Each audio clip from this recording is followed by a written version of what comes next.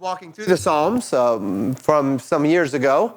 We had gone through up to Psalm 23 before we started answering various other questions, and that was better than a year of just answering questions. And then we picked up last week in Psalm 24. This week we're in Psalm 25, but actually before we get there, Alethea, could you hand these out to anyone? These sheets are sheets that speak to the ideas of Hebrew parallelism. I know some of you have gotten them before. If you'd like one, let Alethea know and she'll get one to you. We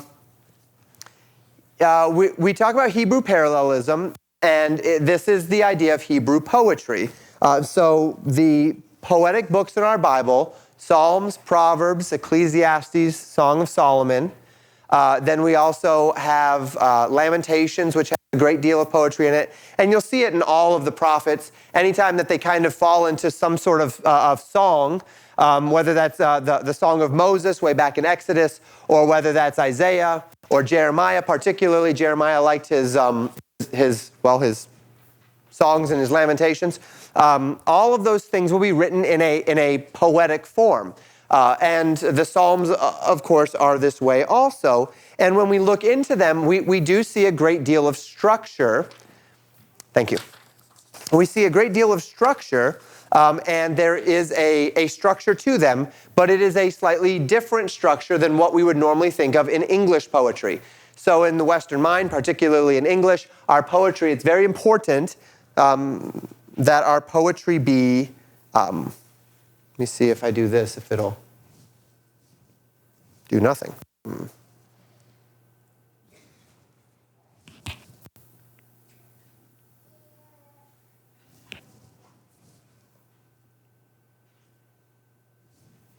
Okay, fair enough. In English, if our poetry doesn't rhyme, it's not usually good poetry. Like we said last week, there's certain types of poetry that don't have to rhyme. But generally speaking, we would look for rhyme in poetry, and then of course we'd look for rhyme in song, which is just poetry set to music. Now, if you go and you read Shakespeare and whatnot, you recognize that there's meter and there's and such, and it doesn't always rhyme, but it does always have a meter. And a lot of times in Hebrew, you'll see that idea of either a meter or of a structure. But Hebrew poetry is not necessarily one that rhymes in sound. Hebrew poetry rhymes in thought or in idea.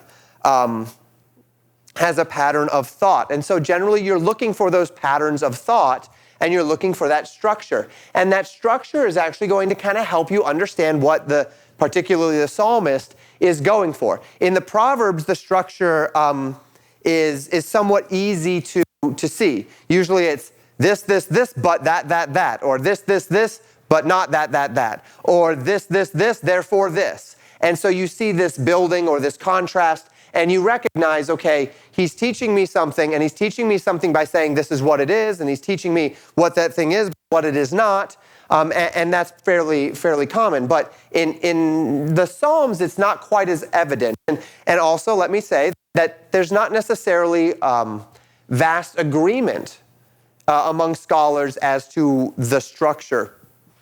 You'll have some people that will see certain poetic elements where others will say, that's not what I see there, as far as structure is concerned. So it's not quite as clear or quite as delineated as maybe we would like.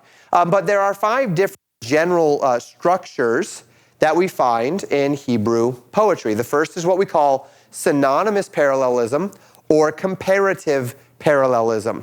And in this, the second line repeats the same thought as the first line. We see this in Psalm 1, verse 1, and in my examples, we'll do a lot of Psalm 1 because Psalm 1 has just about all of them. So, blessed is the man that walketh not in the counsel of the ungodly, nor standeth in the way of sinners, nor sitteth in the seat of the scornful. All 3 of those are kind of describing the same thing, the kind of man. We're not necessarily building on that. It's the man that's walking in the counsel of the ungodly is basically the same thing. It's supposed to be the same thing as standing in the way of sinners, and that's supposed to be the same thing as sitting in the seat of the scornful. It's using 3 different modes, right? Walking, sitting, and standing. but they're all the same thing. And so there's this poetic idea to it, but that's what we'd call synonymous parallelism. All of the ideas are the same thing. We're talking about the same guy, the same attributes. He is putting himself in the way of evil, and there's three different ways that the scriptures are saying that. That's synonymous parallelism. The second we have is synthetic parallelism, also completive parallelism. And you notice there, these four, actually all five, the reason why contrastive, completive, and comparative were made was because all theologians and pastors love to alliterate, and the last two are climactic and chiastic, so somebody put C's on all the other ones. Your pastor doesn't alliterate, so because of that, I'm happy to do the ones that make more sense and are more descriptive rather than the ones that fit the alliteration. But you'll see completive, comparative, and contrastive sometimes. But synonymous, then you have synthetic parallelism. The second line builds upon the thought that was introduced in the first line. So line 2 is an addition to line 1. You see that in Psalm chapter 1, verse 2.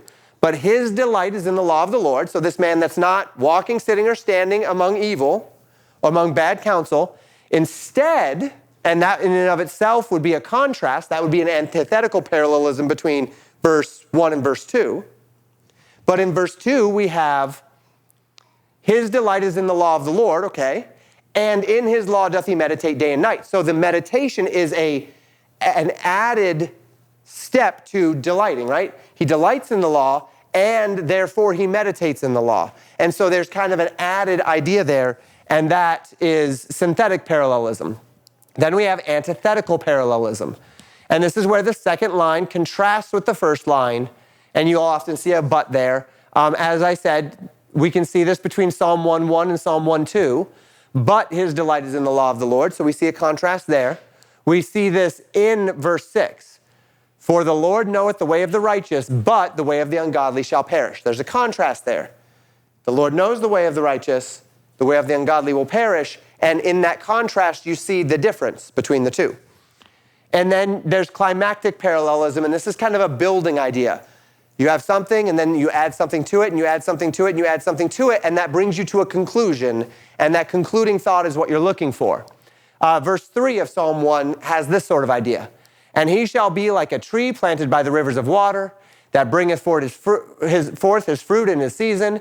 His leaf also shall not wither, and whatsoever he doeth shall prosper. So you have the idea that he'll be like a tree, then we add to that he will bring forth fruit. You add to that his leaves will not wither, and all of that leads to the conclusion, which is he's a prosperous tree, right? He is prosperous, and that would be an example of climactic parallelism. And then the final, which we did talk about last week, is the idea of chiastic parallelism. And this is where you have a structure, an A, B, B, A structure, where you have a thought, and then a second thought that's different, and then the third thought is the same as the second thought, and then the fourth thought is the same as the first thought. A, B, B, A. Or it could be A, B, C, C, B, A. Or it could be A, B, C, B, A. All of those different things, and again, if you've read Shakespeare, you're familiar with all of the different poetic structures that you can have in rhyme and in meter and in rhythm. So that is the chiastic idea, and then I give you the example that we walked through last week from Jude. So then as we're looking in the Psalms, sometimes that's just an academic exercise. But what I encourage you to do, if you ever actually have time, I know that the Psalms is usually the part of your Bible reading schedule that's like, oh good, it's short. But if you have the time to actually stop and to think through, wait a minute, what's the structure of this psalm here? You might find some very interesting things. Sometimes you'll find an emphasis. You'll see the structure, and you'll find that structure lends itself to an emphasis that you never would have seen, really. Also thinking through it, if you recall when we were studying through it before, there were a couple of psalms where you could just visualize, yeah, this was a war psalm, right? This was coming back from war, or this was going to war, or as we talked about last week, this is walking up to Jerusalem. And so if you read Psalm 24 and you think about it, they're walking up that hill, they're going through those gates, and then you think about what the psalm is saying, and you can imagine what they're thinking as they're singing about the return of the Lord as they walk through the gates of Jerusalem on their way probably to the Feast of Tabernacles. And that lends itself first a historicity. In other words, there's a layer of historical reality to it, but it also gives us the weight of what it is that they're singing about. And we appreciate that in our own language, right? When we,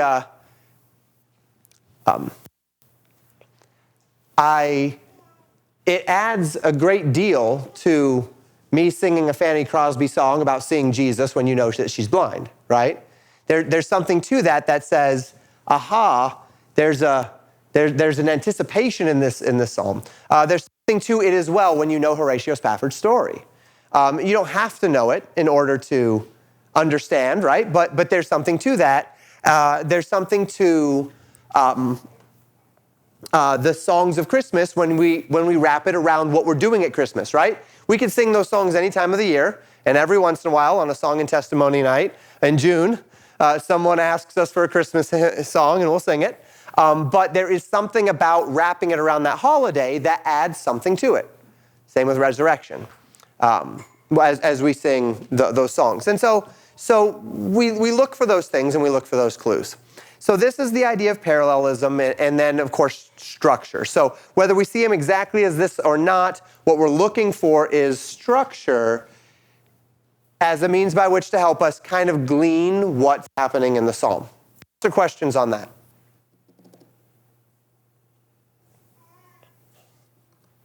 Okay. Then we will go to the psalm itself, and let's read it together. Psalm 25.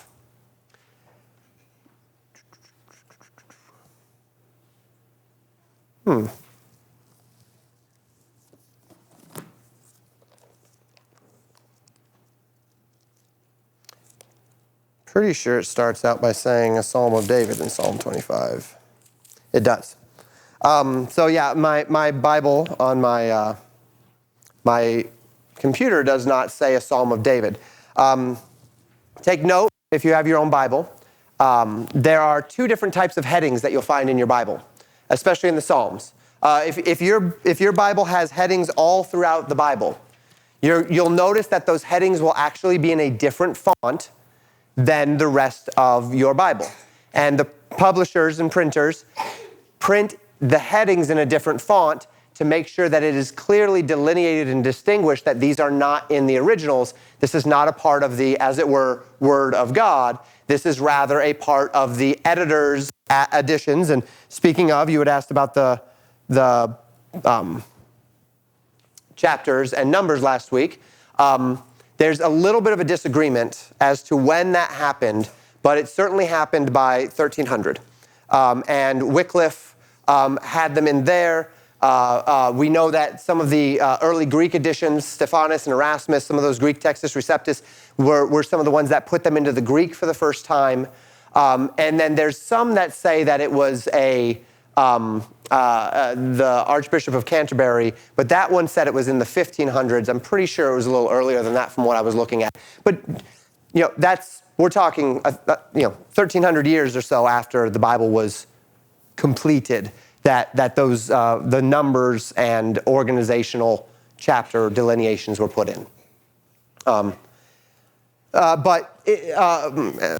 Back to my train of thought there. So you'll see it in a different font. In the Psalms, this is particularly confusing because our Bible publishers also tend to take the heading that the Psalms actually include and make it a heading rather than a part of verse 1, or make it verse 1. So you might sometimes see a double heading in the Psalms where it'll say something like a song of grief when David did something, something, something.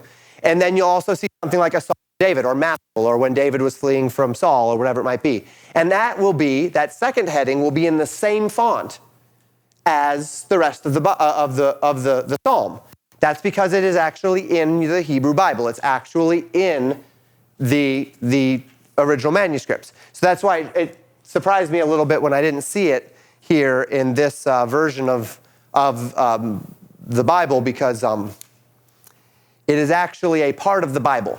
Of course, in our King James, a psalm is in italics, so that's not. But of David is not in italics and is in the same font. Therefore, that's in the Hebrew Bible. And not just an editorialized heading. So I'll start at the beginning of the actual psalm, a psalm of David. Unto thee, O Lord, do I lift up my soul. O my God, I trust in thee. Let me not be ashamed. Let not mine enemies triumph over me. Yea, let none that wait on thee be ashamed. Let them be ashamed which transgress without cause. Show me thy ways, O Lord. Teach me thy paths. Lead me in thy truth and teach me, for thou art the God of my salvation. On thee do I wait all the day. Remember, O Lord, thy tender mercies and thy loving kindnesses, for they have been ever of old. Remember not the sins of my youth, nor my transgressions. According to thy mercy, remember thou me for thy goodness' sake, O Lord. Good and upright is the Lord. Therefore will he teach sinners in the way. The meek will he guide in judgment, and the meek will he teach his way. All the paths of the Lord are mercy and truth unto such as keep his covenant and his testimonies. For thy name's sake, O Lord, pardon mine iniquity, for it is great. What man is he that feareth the Lord? Him shall he teach in the way that he shall choose. His soul shall dwell at ease, and his seed shall inherit the earth. The secret of the Lord is with them that fear him, and he will show them his covenant. Mine eyes are ever toward the Lord, for he shall pluck my feet out of the net. Turn thee unto me, and have mercy upon me, for I am desolate and afflicted. The troubles of mine heart are enlarged. O bring thou me out of my distresses. Look upon mine affliction and my pain, and forgive all my sins. Consider mine enemies, for they are many, and they hate me with cruel hatred. O keep my soul and deliver me. Let me not be ashamed, for I put my trust in thee. Let integrity and uprightness preserve me, for I wait on thee. Redeem Israel, O God, out of all his troubles. So that is Psalm 25. And I'm going to need to open,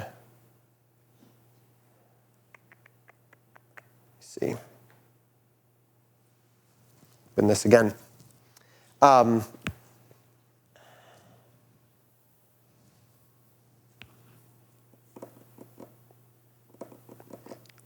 See if this chooses to work or not. There we are.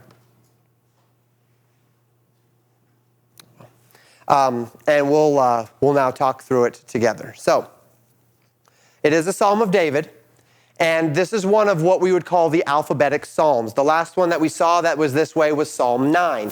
In other words, it's kind of acrostic in nature. The most well-known one of these Psalms is Psalm 119, right? If you've ever looked at Psalm 119, it's broken into 22 sections of 8. The reason why it's broken into 22 sections of 8 is because the Hebrew alphabet has 22 letters in it. So you'll notice that each of those sections is broken up by letter. And it'll begin with Aleph, then it'll go Bet, then Gimel, then Dalet, then all the way through the Hebrew alphabet. Now, what that is actually doing is, in the Hebrew, every single one of those verses begins with the letter of that chunk. So Aleph, every single verse, all 8 of those verses begin with Aleph. And then Bet, all 8 of those verses begin with a word that begins with Bet, right? Not just the letter, but a word that begins with Bet. And then Gimel and Dalet and so forth. And so you have that structure, and of course that's a poetic way, and it's a mnemonic. And you use mnemonics as a means by which to help people learn, right? And so it's there as a means by which to help a person memorize in the Hebrew Psalm 119 and all of these things about the law of God, which is what Psalm 119 is themed on. And it's there for that reason. So that's an alphabetic psalm. Psalm 9 was that way, and this is the second one. Now, it's not a pure alphabetic. For whatever reason, there's a general structure, but there's a few variations. Seems as though those variations are intentional. Why? I don't know. That's above my pay grade. I've not been able to figure that out. But there are some variations. All of that to say, however, that this is a generally alphabetic psalm, and it is a psalm of humble petition on the basis of the character of God to whom David prays in a time where he is feeling afflicted or troubled. Particularly, we will see him speak to those who are his enemies. We see nothing in this psalm that gives a hint, as we've seen in other psalms, as to exactly when or what these enemies are. So with some of the other psalms that we had studied, we could say, oh yeah, this is Saul, or this is Doeg, or this is whoever it might be, right? And this is that instance, or it could be that instance, but it's probably this one for these reasons. With this one, we have nothing. It's just a more generalized psalm. But it does have, I believe, a fairly clear structure. I say possible structure. I did not find anybody else directly who 100% agreed with me in this structure. But a couple people got really close. But I don't know why, because to me this one seems pretty clear. Let me show you why. We see a pronoun shift happen 3 times in this psalm.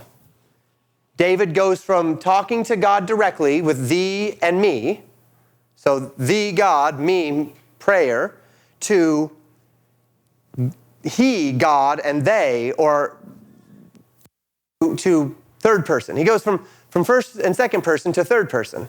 And you see this shift happen in verse 8, in verse 12, and verse 22. So I don't know if I'm going to be able to swap between these. Let's see if, yeah, I tried, well, let me do this. I was kind of hoping to have my cake and eat it too, but they're not going to let me do that. So let me do this. Let me do that. Let me open it up again and then see if I can do this without presenter view. So while that's loading. So notice verses 1 through 7. Unto thee, O Lord, I lift up my soul. Very personal. My God, I trust in thee. Let none that wait on thee be ashamed. Let them be ashamed which transgress. Show me thy ways. Teach me thy paths. Lead me in thy truth. Teach me, thou art God of my salvation. On thee do I wait all the day. Remember thy tender mercies, thy loving kindness, they have ever been of old. Remember not the sins of my youth, nor my transgressions according to thy mercy. Remember thou me for thy goodness' sake, O Lord. But then notice this, good and upright is the Lord, therefore will he teach sinners the way. David has stopped talking to God, and he has started proclaiming something about God. Let's see. Oh, crash. I may not be able to do this. I'll just let it try here for a sec again. I've not tried going back and forth with this since I've loaded it, so. Okay, now let's see if within just this view, if it'll let me switch. It will, okay, that'll work. So then let's.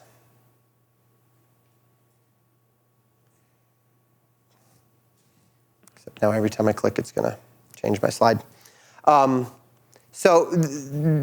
We see that until verse 10. And then notice verse 11. For thy name's sake, O Lord, pardon mine iniquity, for it is great. What man is he that feareth the Lord? So we shift again. Him shall he teach in the way that he shall choose. His soul shall dwell at ease. His seed shall inherit the earth. The secret of the Lord is with them that fear him. And he. So once again, we go first person for a verse, and then we go back to third. And then verse 15, mine eyes are ever toward the Lord. Turn thee unto me. And that happens all the way until verse 22. Remember or redeem Israel, O God, out of all his troubles. So this is the shift that we kind of see back and forth between this kind of first and second person and then to third person. And we see this shift happen 3 times. And so within this then, we see an indication of structure, and that structure indicates something about intent. What is David doing here? If we were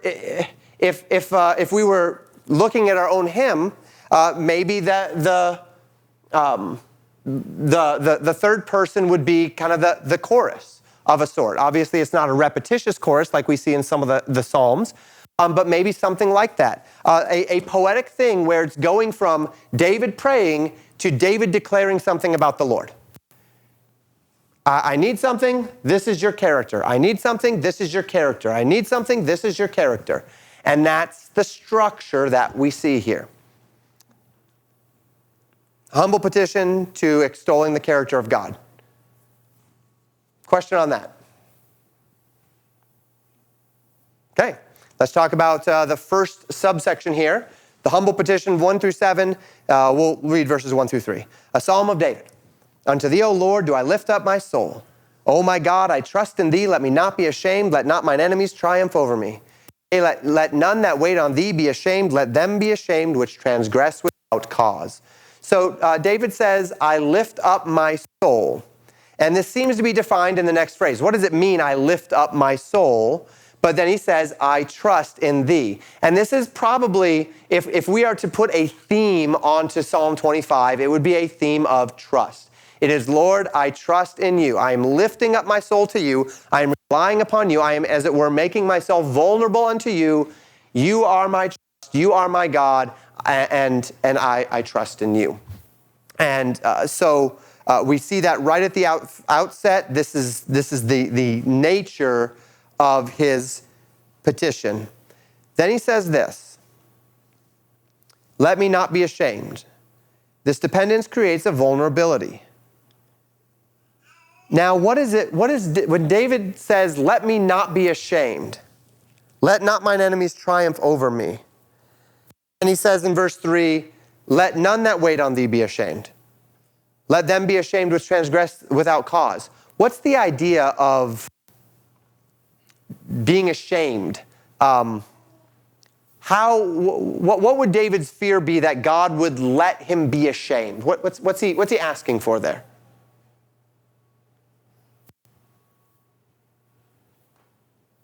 Nathaniel.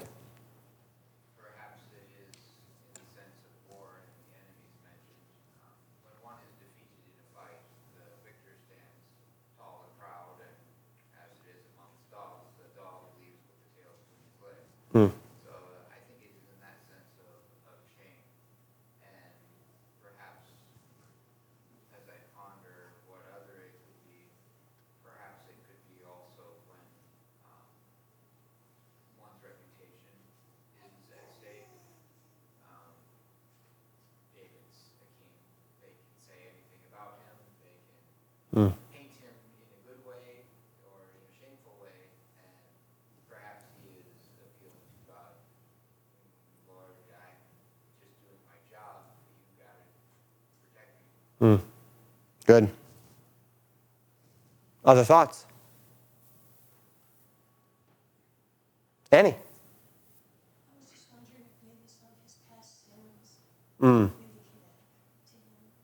And he's asking God, please don't remember them. Don't let my enemies triumph over me. We certainly do see just a couple verses down, right? Remember not the sins of my youth.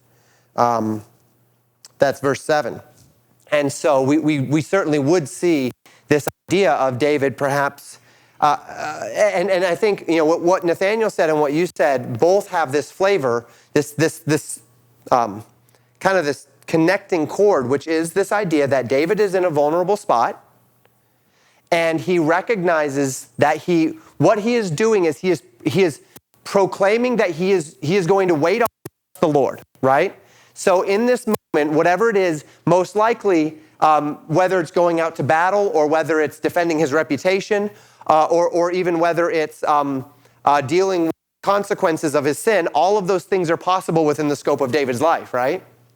But whatever it is, David's in this place of vulnerability, but what he knows in this moment is whatever it is, he's going to fall upon the Lord. He's going to trust the Lord. But what that means is that he actually is more vulnerable. Men will understand this maybe better than the women in the room. The urgency to just take control of a situation and to, I need to be defended. I'm just going to defend myself. I need to get this done. I'm just going to do it without stopping and saying, well, wait a minute. Nope, the Lord should defend me in this one, not me. The Lord will bring the deliverance, not me, right? It's the person who sees the goal and says, well, I can get there, and just goes for it, versus the person who says, well, that's the goal, but I need to get there God's way. And that actually puts you in almost a more vulnerable position, right? Because now it's not just that you're waiting on the Lord's direction or way or whatever it might be, but then you're waiting on the Lord to be your defense, to be your deliverer, to be your provider.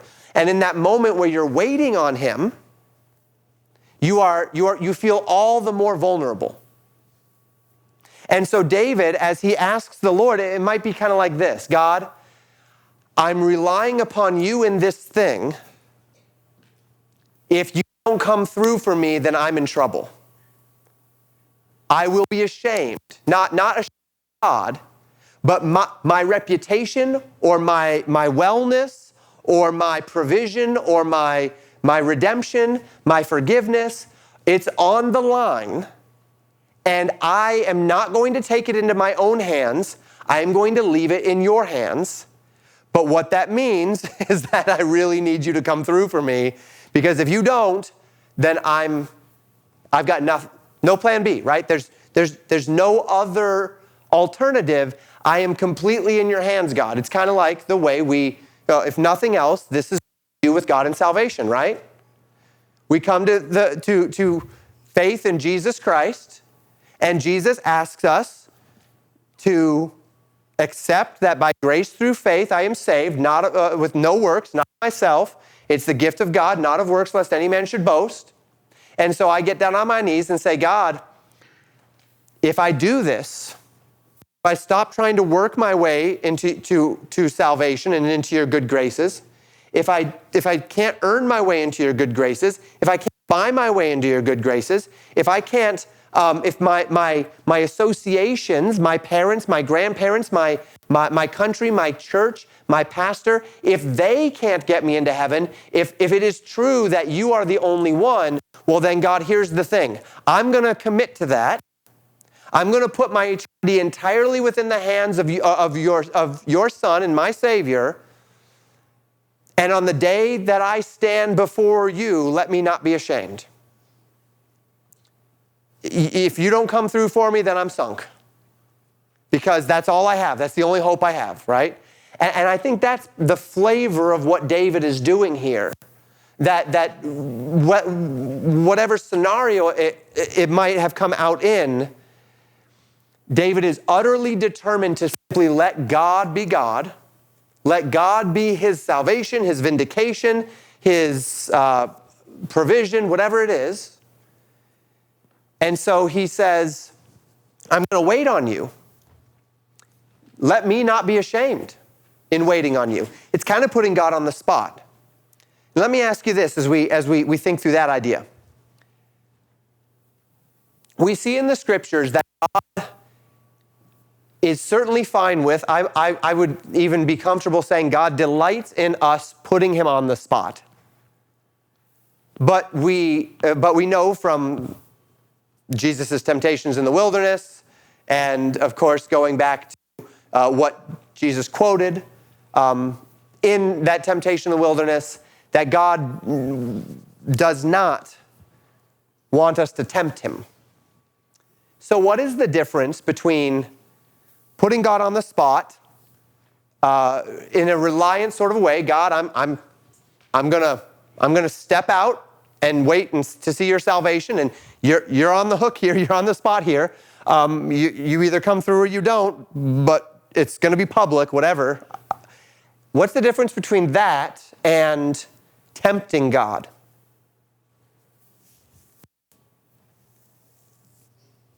Is that Taurus?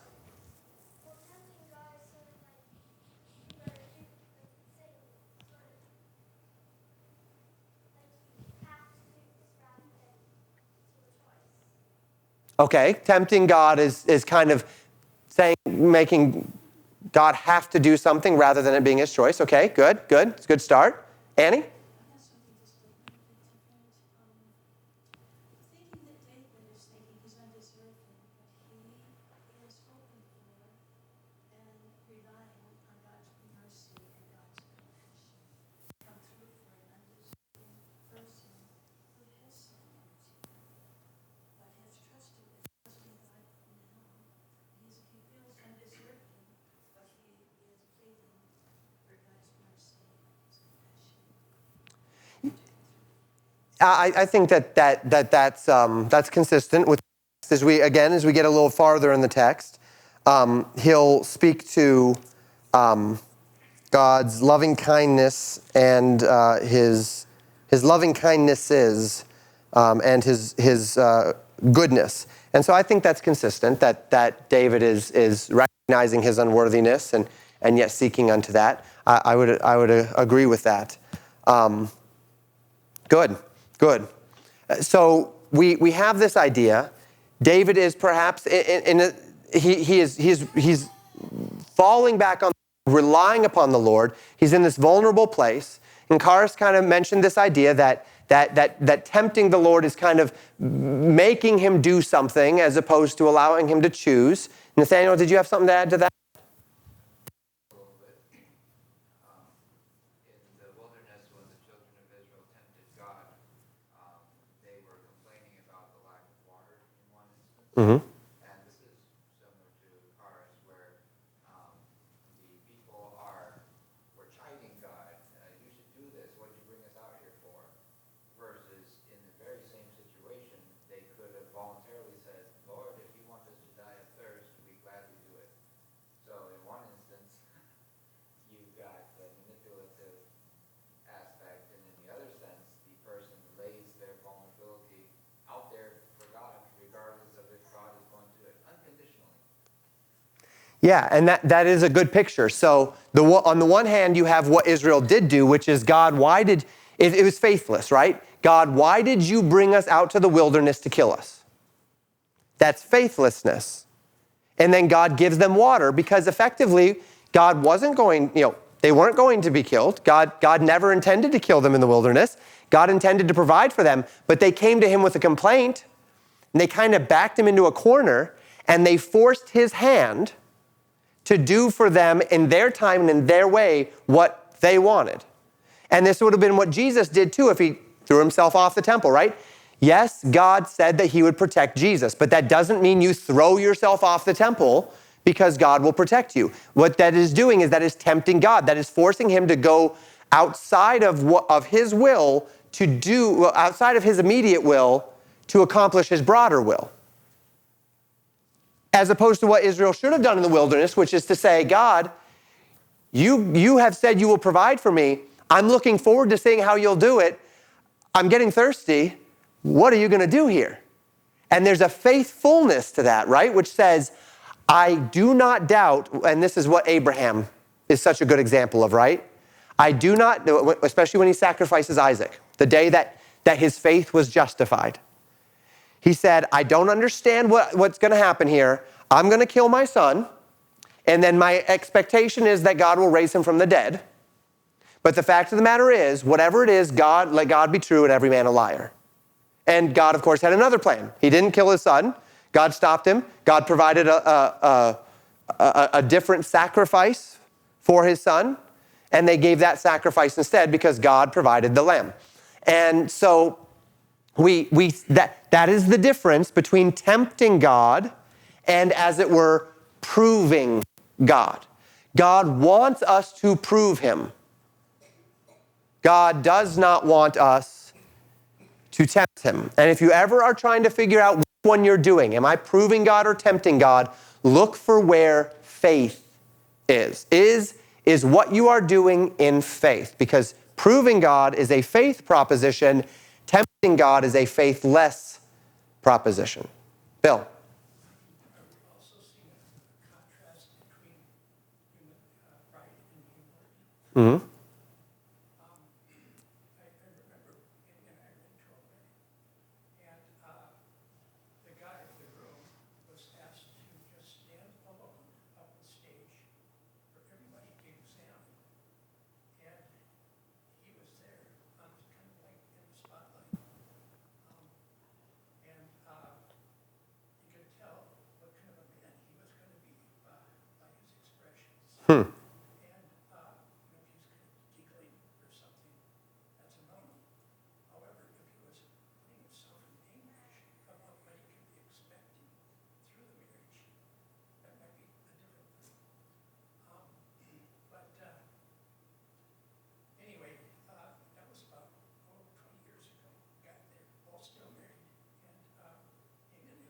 And it was quite an interesting, he was quite a bit in the spotlight, as the buck stops here.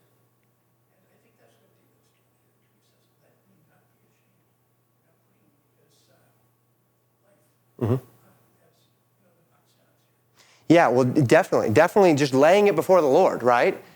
And this is why I use that word vulnerability there, because it seems as though that is what David is doing, is he is just setting himself before the Lord, making himself very vulnerable. And it is clearly something in this case where this is not David demanding, it's not a prideful response, but instead it is a humble response, and it is David petitioning. Hence the title that we give it here, a humble petition, is David petitioning to the Lord, but he's also in this place kind of proving, which says, God, if you don't come through, then this is not, there's no plan B, there's no safety net. I will be ashamed, I won't be ashamed of God. Come to shame, my faith will not have been validated if you don't do this thing for me. And of course, in that moment, it could be proving or testing, depending on whether it's actually faith, right? If we seek to extend God beyond himself, beyond his promises, beyond his way, beyond his timing, well, God might still come through for us in the sense that, like God had to do for Abraham when he went down to Egypt, right? And he asked Sarai to lie for him, and she lies for him, and then she gets taken to be a wife, and then God has to step in and intervene to protect them from Abraham's choice. This is kind of a tempting God, right? He lied. Now God has to intervene to fix what Abraham did, and of course it was a bad testimony and all of those things. If God had not intervened, Abraham would have lost his wife. And then all of the promises would have gone down with it, because she was an integral part of that promise, because they are one flesh.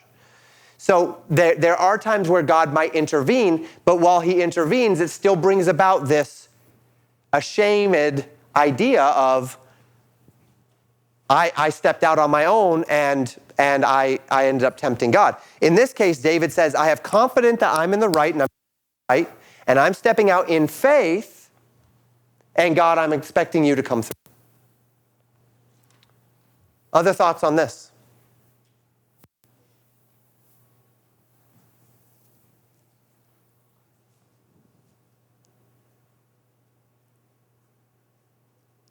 Now, David says here, let them be ashamed which transgress without cause. So David forms a contrast in verse 3 between those who should not be ashamed. And of course, he broadens it beyond himself in verse 3. He says, yea, let none that wait on thee. And this is why we know that whatever David's doing here, he's waiting on the Lord for it, right? Because he says, it's not just me that should not be ashamed. Let none that wait on thee. So he's putting himself, he is placing himself into the category of those that are waiting on the Lord. Let none that wait on thee be ashamed. Instead, let them be ashamed which transgress without cause. Now, this might give us a little bit of an insight into what he's dealing with here, right? Somebody is transgressing without cause. Who in David's life would he have interacted with who transgressed without cause?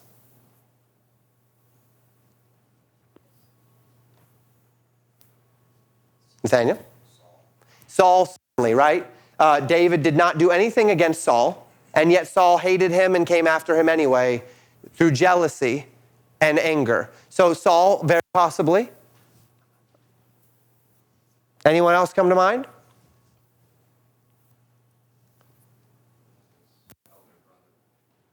Yep.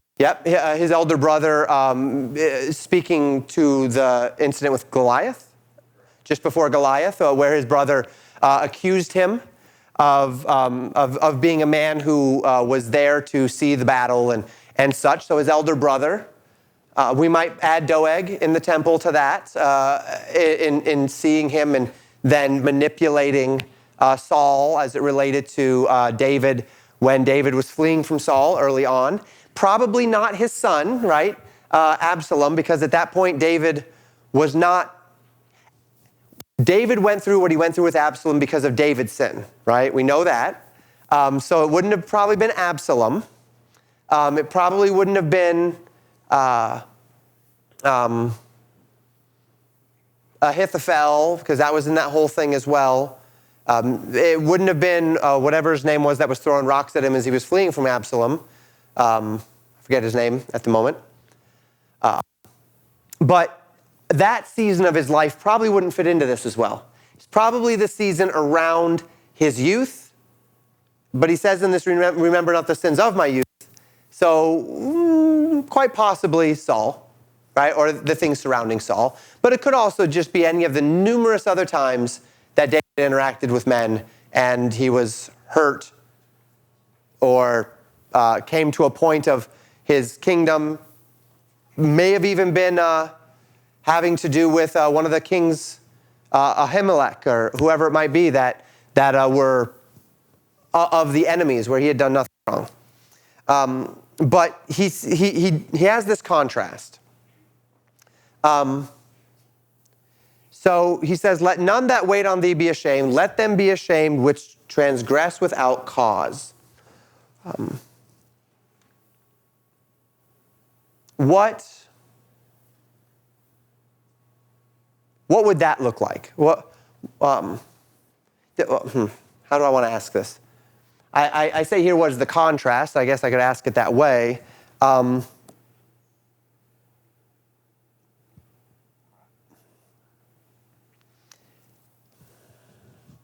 Nathaniel.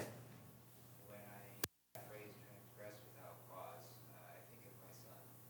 He was tempted with the many things.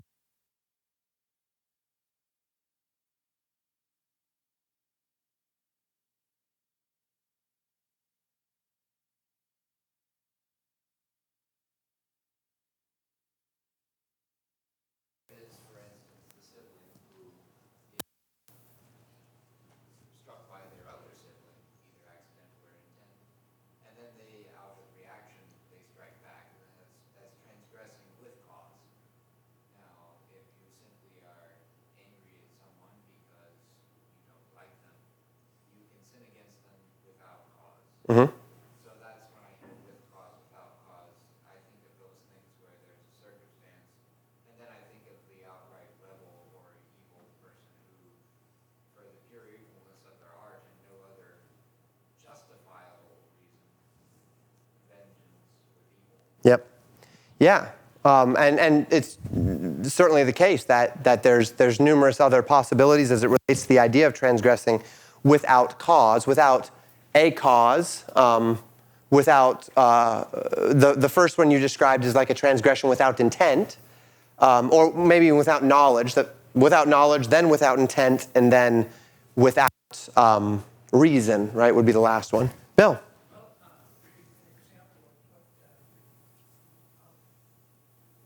What we're hearing here is that Abigail's husband, David, ran across Yep. this situation. Mm-hmm. She was having a bad time, Mm-hmm. and it was outside of David's scope of personal selfish ambition.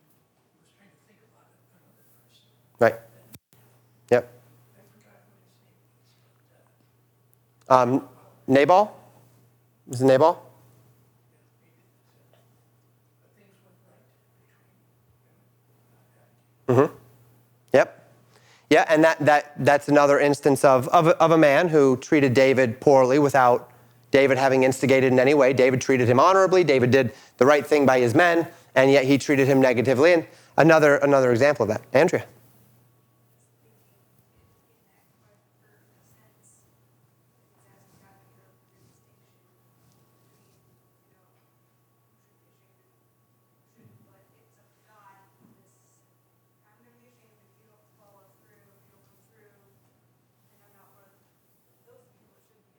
Right.